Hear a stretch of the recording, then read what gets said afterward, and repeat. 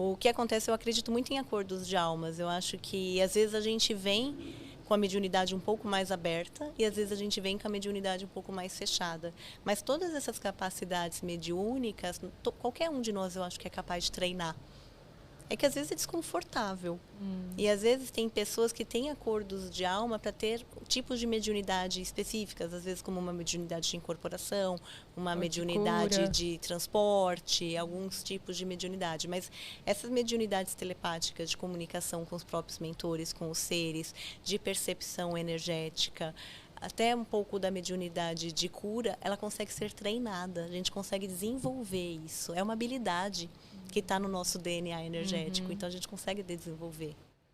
E cada pessoa tem o seu jeito de desenvolver, né? É que às vezes quando a hora, você diria? Não, e às vezes a gente quer a mediunidade, muitas pessoas falam, não, mas eu quero ver. Só que ver, gente, é desagradável pra caramba. Imagino. E às vezes você não precisa ver para estar conectado. Você não precisa ver para fazer um trabalho espiritual.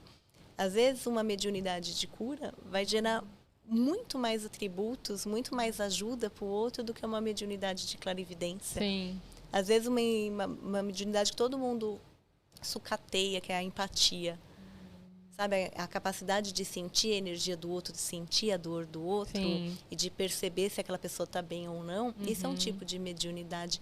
E as pessoas às vezes não dão valor para isso. E essa daqui nos conecta em sentimentos. Isso daqui tem um valor absurdo para a luz.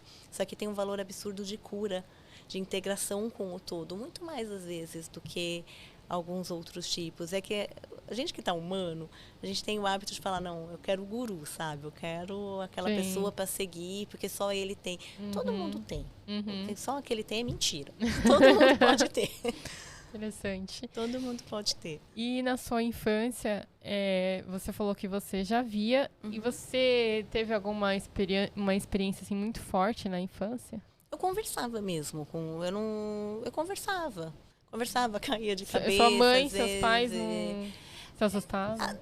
Eles achavam um pouquinho esquisito. Mas eu tinha muitos flashes, às vezes, muito específicos. Por exemplo, eu estava num colégio que tinha... colégio muito antigo, né? Esses colégios de padres muito antigos. E às vezes a gente estava fazendo excursão no colégio. E eu, mas por que a gente não vai entrar ali naquela sala? Como que você sabe que tem aquela sala? Não, porque ele me contou, sabe? Tipo, o ele me contou, não existia a pessoa.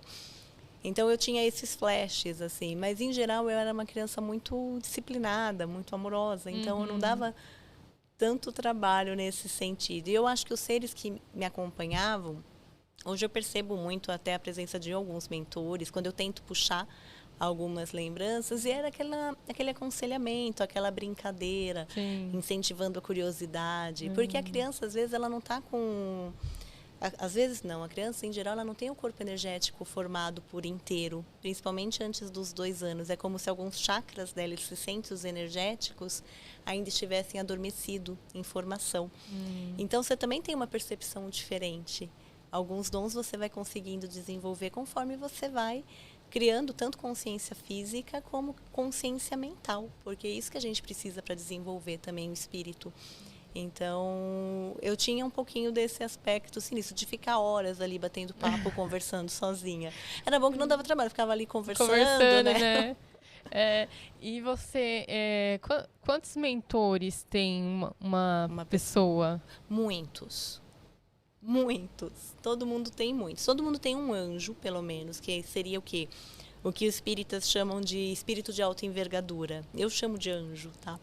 Que é um ser celestial. Que é aquele ser, para mim, são arcanjos, querubins, serafins e companhia. Todo mundo nasce com um designado para ajudar. E eu percebo que todo mundo tem pelo menos 3 mentores próximos, sempre auxiliando.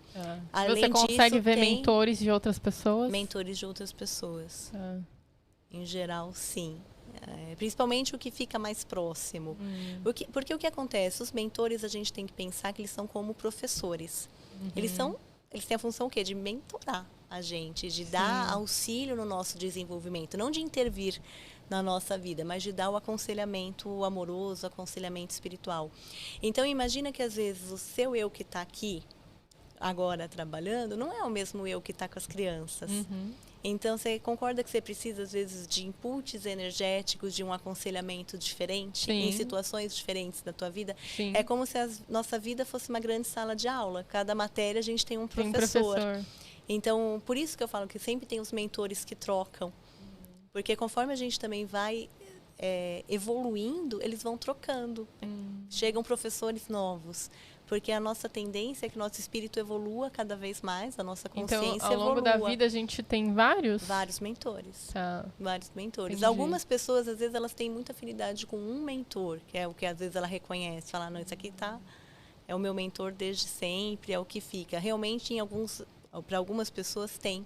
Como era o Chico Xavier com o Emmanuel, sabe? Ele sempre andava com aquele... Ele tinha outros também. Só que, por conta da missão dele, aquele era responsável por acompanhá-lo durante a vida. Só que a maioria de nós vai trocando.